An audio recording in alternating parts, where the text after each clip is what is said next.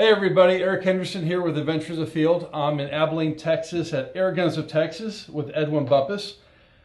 Today we are going to talk about my favorite scope on my favorite gun. This is my Air Force Texan 45 caliber, obviously, but my favorite scope is the Sunoptics First Focal Plane Tactical Hunter.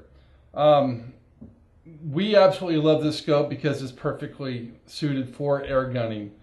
Do you want to explain something about the scope?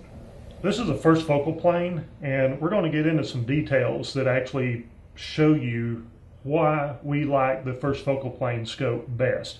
It's actually well suited for all air guns, not just big bore, but from 177 all the way up to 58, whatever you want to put it on. It's an awesome scope for air gunning. So we're going to talk about some of the finer details of this scope and give you a walkthrough on the functions and how the reticle behaves as we zoom in and out. Okay, on this scope we're wanting to talk about today, this is the Sunoptics First Focal Plane Tactical Hunter. This particular model is a 4 to 14 by 44. That means the bottom magnification is 4 power. The top magnification is 14 power, and it has a 44 millimeter objective lens.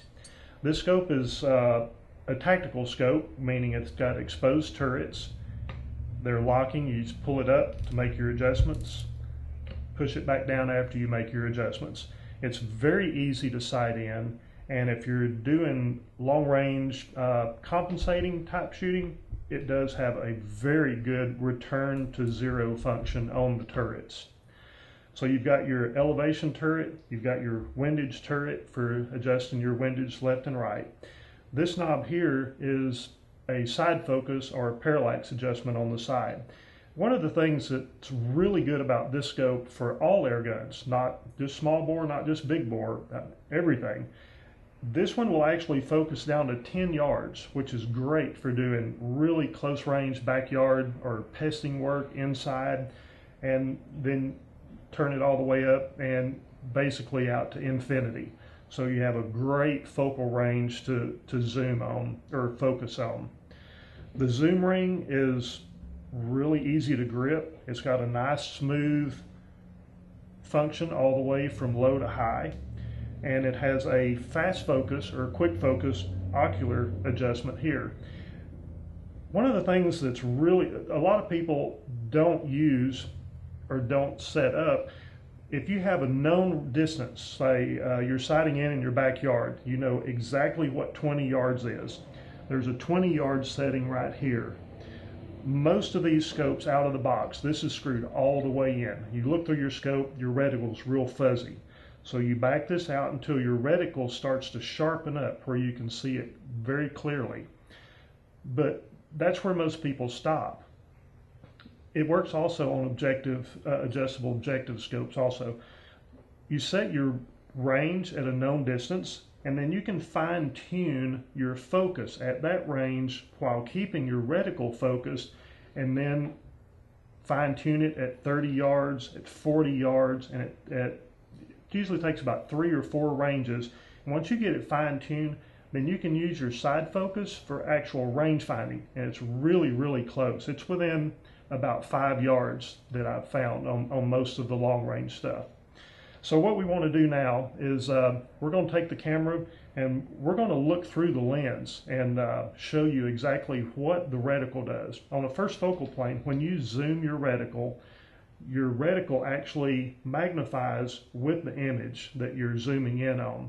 On a single focal plane scope, when you zoom your image, the reticle always stays the same. Your mil dots or your holdover marks, they stay the same.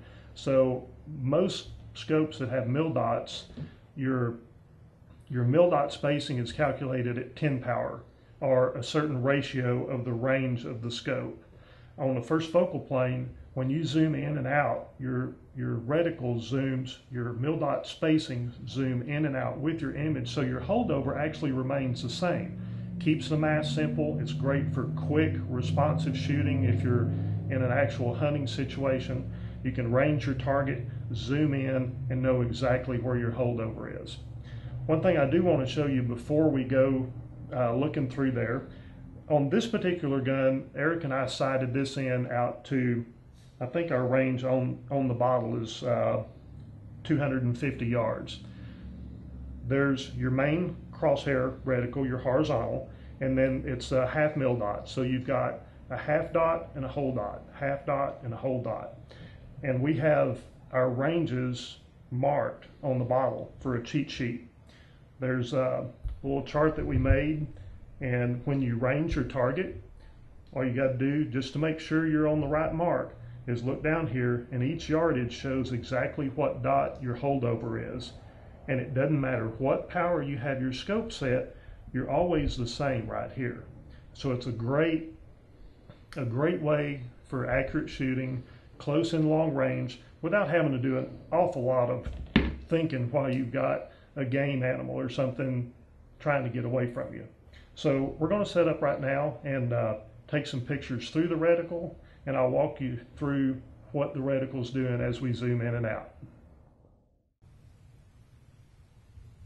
Okay, so we've got the scope set up through the camera here. I'm on 14 power, and as you can see, it's out of focus. So I'm going to take the side focus, and I balanced everything. So as we pull it into a sharp focus right there, it actually corresponds right to 18 yards, which is what my indoor shooting range is here. So we're on high focus, or on high magnification. You can see what I was talking about on the half mil markings. There's a long mark and then a short mark in between. The long marks are a standard mil dot spacing, and then your short marks are a half dot, which is perfect for air gunning. So I'm going to walk this down real slowly to reduce the power, and you can see that as I reduce the magnification of the zoom, that the reticle stays in proportion with the reduction of the size of the image. So your holdover, if you're shooting at 2.5, if you've got it zeroed in at 35 yards, and if you're going to do a 50-yard shot, and in a small bore you're holding like 2.5 mils over, so you're on low power, you acquire your image, you zoom in, you can stay right on your 2.5 mil holdover without compensating for the magnification of your image. Perfect for air gunning. That's one of the reasons that we really like this scope on any air gun. Okay, so what we've done is we've gotten a standard scope. This is also a Sun Optics. It's their Air Attack scope. This is a 4x16x50 with an adjustable objective. And this is a standard mil dot scope. Means it has a standard reticle with full mil dots. They're a little on the smaller side. They don't get in the way of the target you're shooting at, but you have to look really closely to see them exactly. So I'm on 4 power, and I'm going to zoom in on this image here, trying to hold the scope steady. But you'll see that the spacing on your mil dots stays the same.